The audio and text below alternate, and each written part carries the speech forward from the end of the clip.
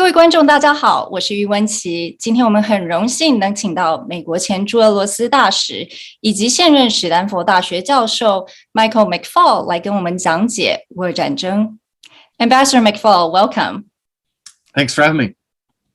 You're one of the world's leading experts on Russia, and were intimately involved in U.S.-Russia relations, both at President Obama's White House and as the U.S. ambassador to Russia from 2012 to 2014.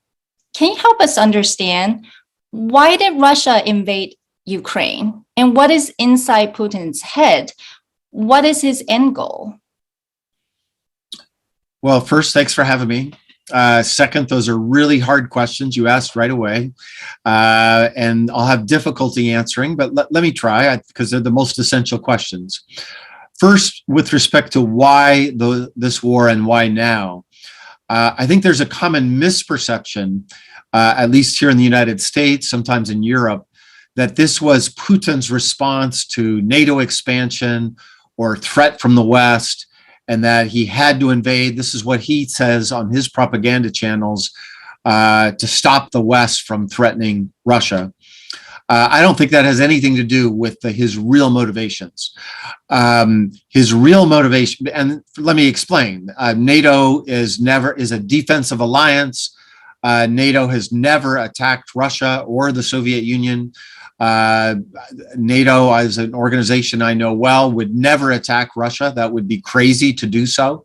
And President Biden, somebody who I worked with for when he was the vice president, and I've spoken to him a few times since he's been president, has no intention to threaten Russian security, nor does any other country in Europe.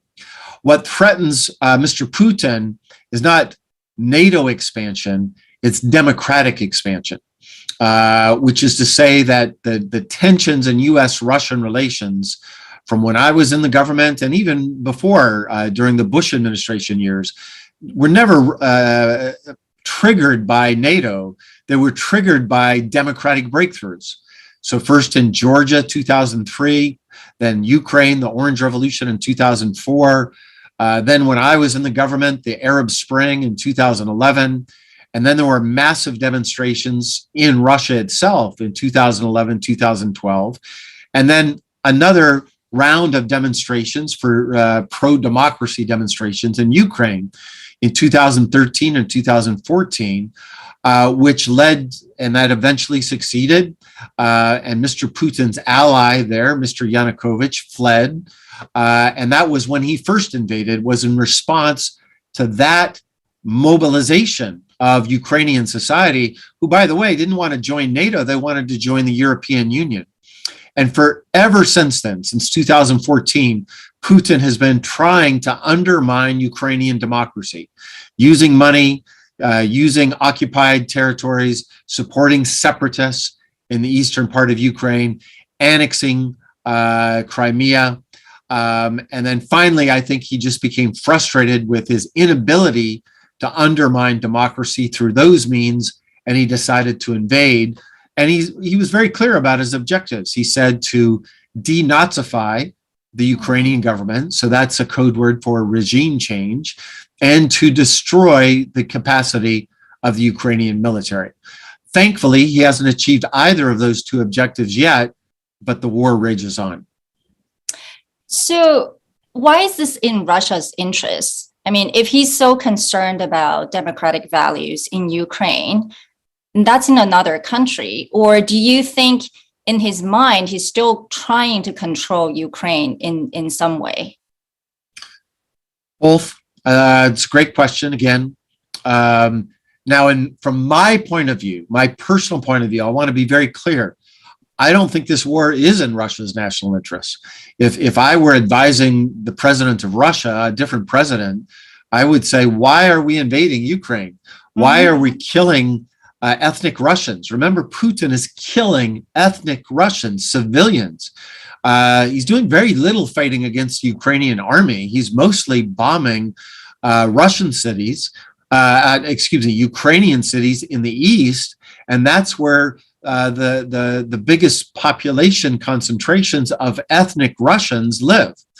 So I don't think that's in Russia's national interest. They're losing lots of soldiers. They're exposing to the world that the Russian military is not as mighty as they claimed to be before the war. And then on top of that, in response, there's been comprehensive, massive sanctions against Russia that is making all Russians worse off. So I think it's very irrational to have invaded Ukraine. And I think it'll go down in history as a great overreach, overextension that will be very detrimental to Russia itself. And by the way, that reminds me of overreach during the Soviet Union days, when in the 1970s, Leonid Brezhnev, the leader of the Soviet Union at the time, had a bunch of wins where it felt like communism was on the march, right? Marxist-Leninist regimes were taking over. They took over in Laos and Cambodia and Vietnam, then Angola and Mozambique, and then finally even in Nicaragua in Latin America. And he thought that history was on his side. And that's when he decided to invade Afghanistan. And that was a giant strategic mistake that helped to unravel the Soviet Union. He overreached. Autocrats overreach. And I see a certain similarity with Putin, right?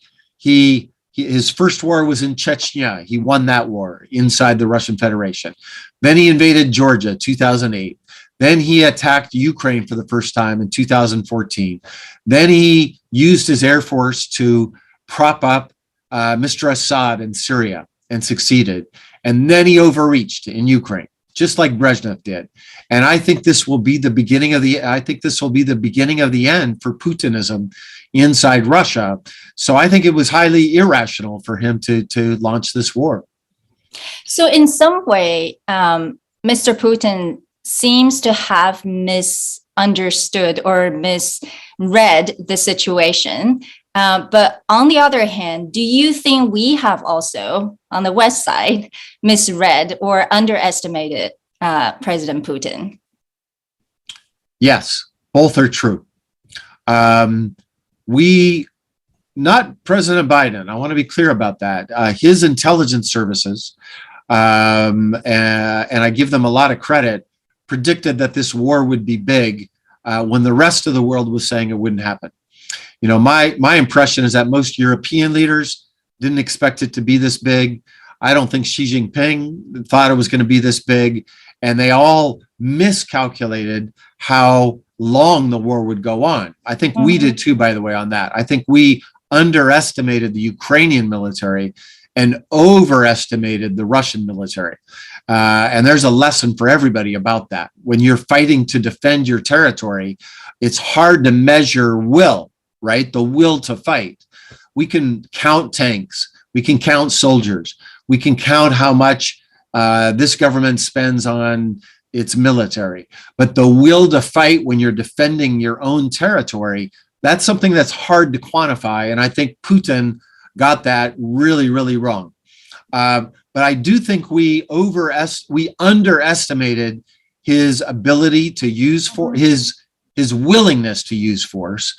I think we underestimated his evilness. I want to be clear. I did too. I have been writing articles about Mr. Putin for 22 years.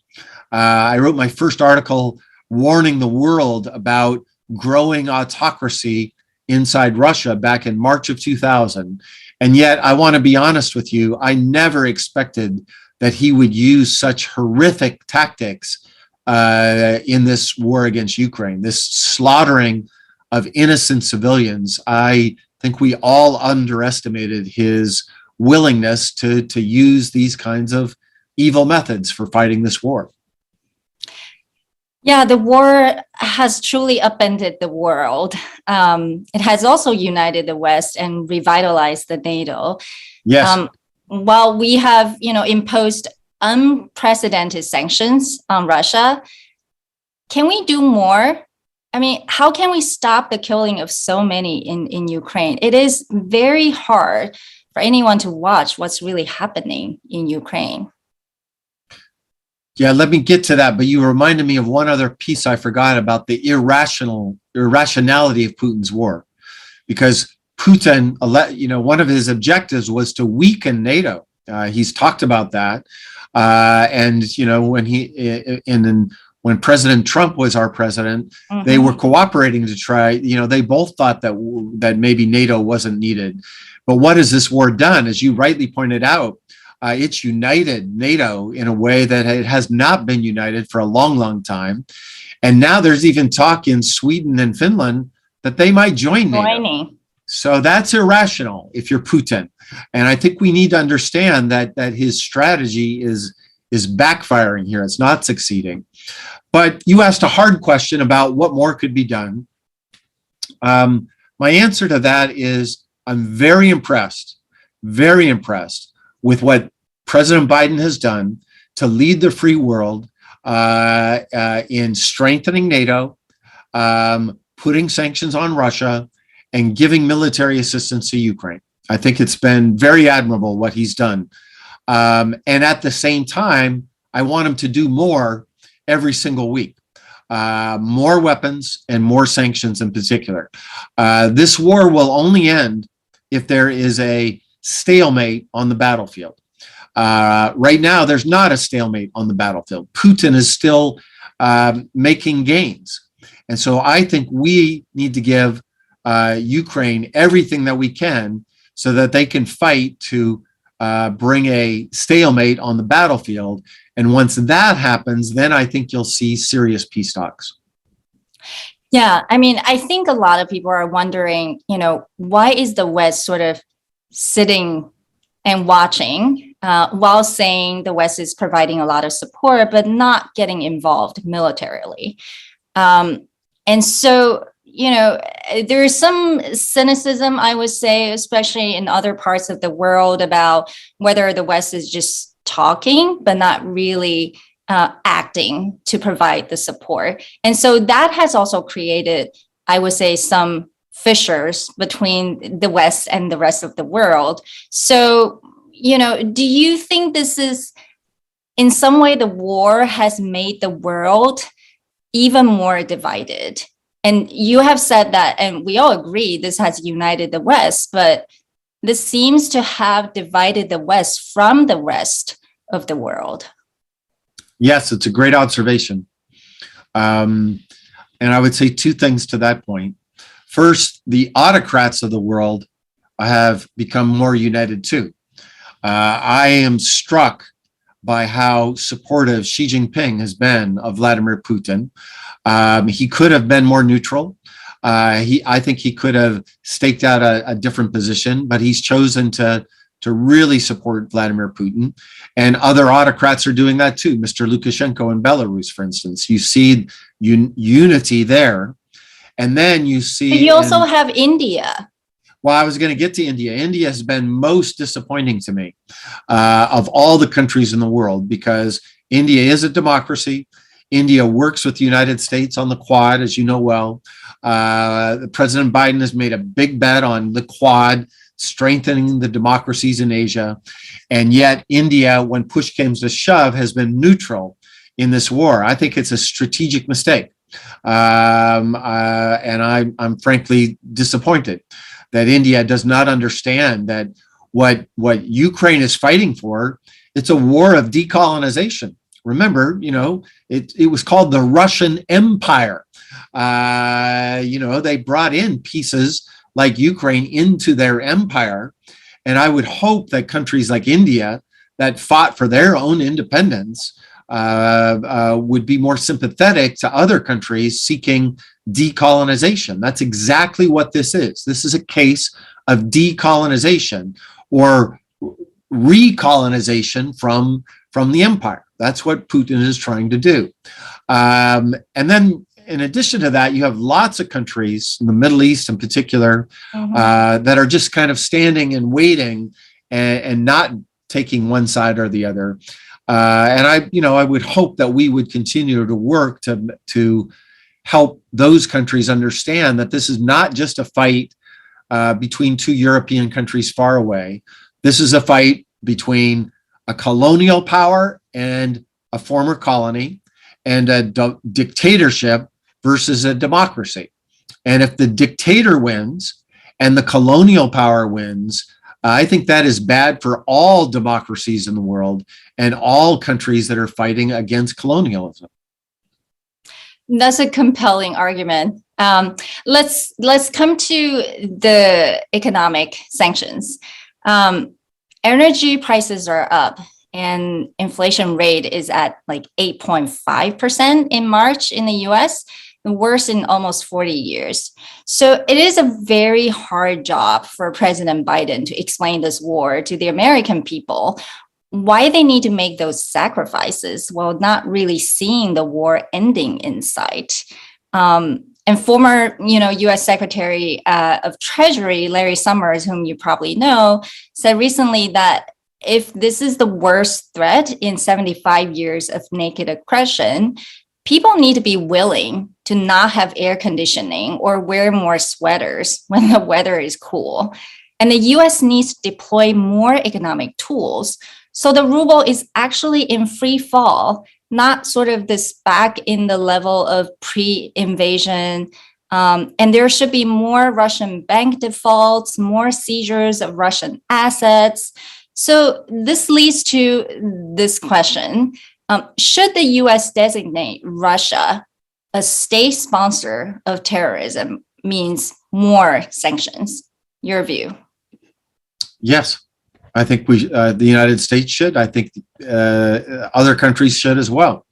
I think tragically, there's not any difference in my mind between watching what Putin is doing, using his weaponry, his killing machine to slaughter civilians in Mariupol, and what Al-Qaeda did to my country on September 11th, 2001. The only difference is one is a state and one's not, but the methods are very similar. So I think that is legitimate. I'm not a lawyer. I'm not a legal expert, but on the policy side, I think that is the case.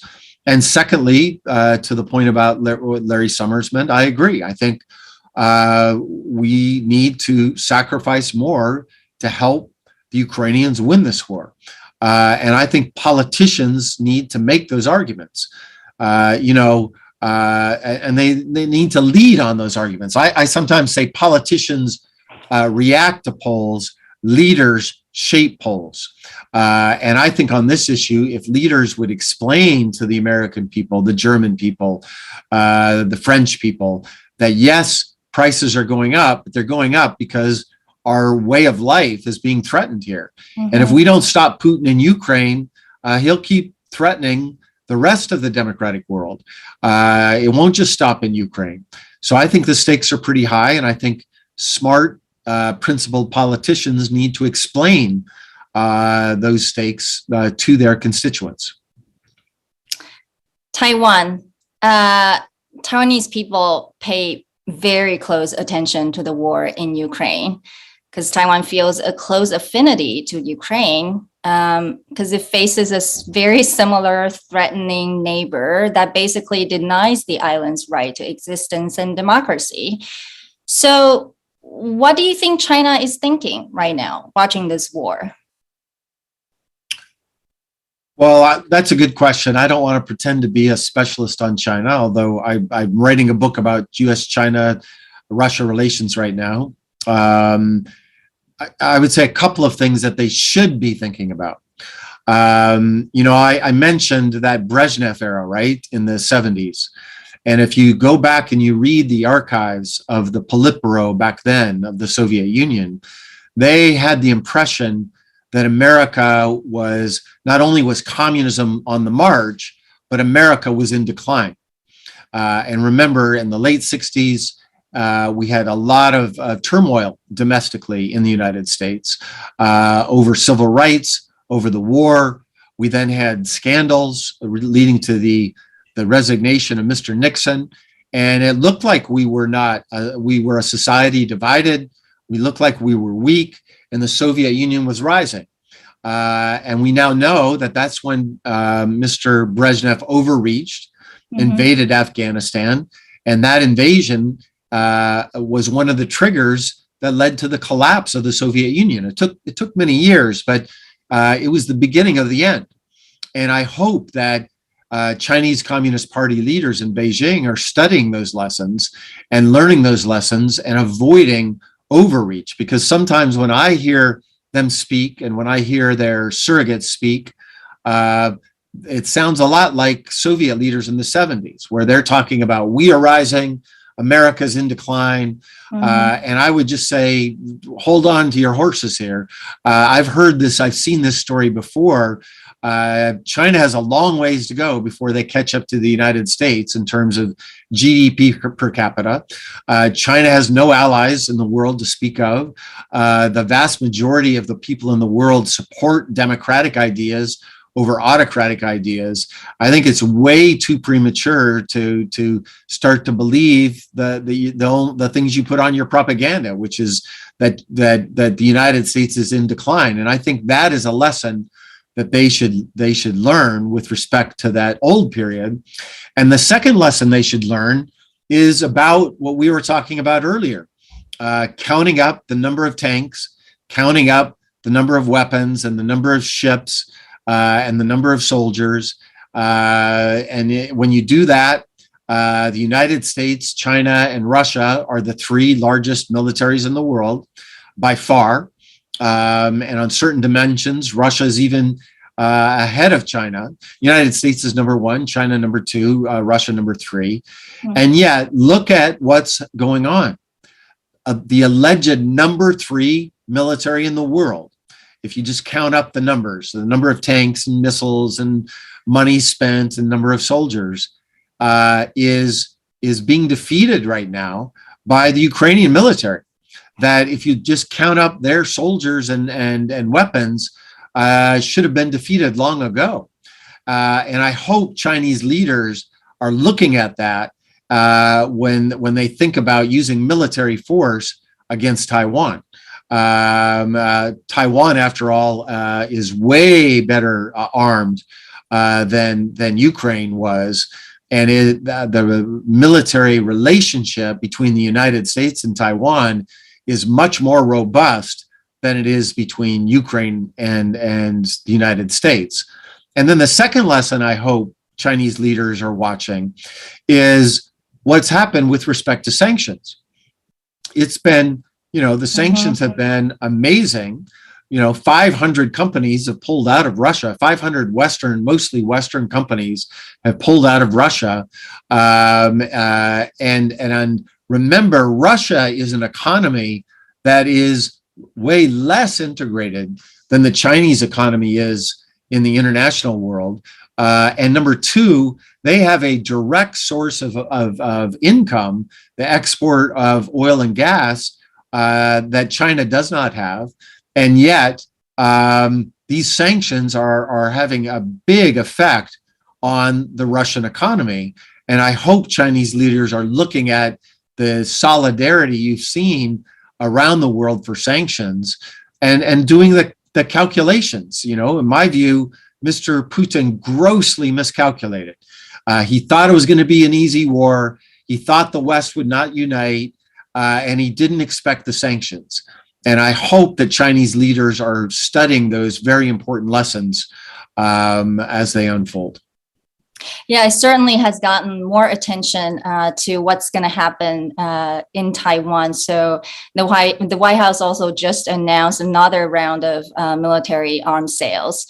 So last question, how would the war end in your prediction?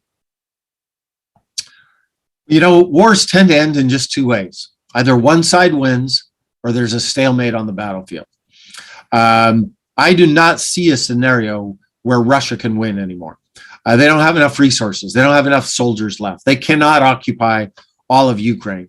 And if they tried, they would be fighting a partisan war against their soldiers for years and decades to come. So I don't see that happening. I think it's more likely than the first scenario, but still unlikely that Ukraine defeats all of the Russian soldiers that are currently occupying Russian territory. By that, I mean, including in the West, including in the East, the Donbass. Yes, including Donbass, including Crimea. I think it's more likely than the first scenario of Russia winning, but I still think it's a major military task that they would be able to push the Russian army out of Donbass and especially Crimea. That is a major war that would last for a long time. Not out of the question, but unlikely. And therefore, I think the most likely scenario is that there will be a stalemate on the battlefield, and then that creates the conditions for a negotiated end to this war. But to achieve that, the West has to continue to arm Ukraine. They do not have the weapons right now to achieve stalemate on the battlefield. And that's why the Western world, actually the entire world, not just the Western world, should do all they can to give the Ukrainians the arms that they need to defeat Putin's invading army. Well, thank you. Certainly, I think Ukrainian people's courage has truly moved so many of us in the rest of the world. 感谢大使给我们今天精彩的分析，让我们更了解乌俄战争的背景以及美国的政策。Thank you, Ambassador McFaul, for being with us today. Let's hope the war ends soon, so you can come back and talk about your book to TVBS and discuss other important topics. Take care. Thanks for having me. 谢谢。Thank you. Bye-bye. See you later. Bye-bye.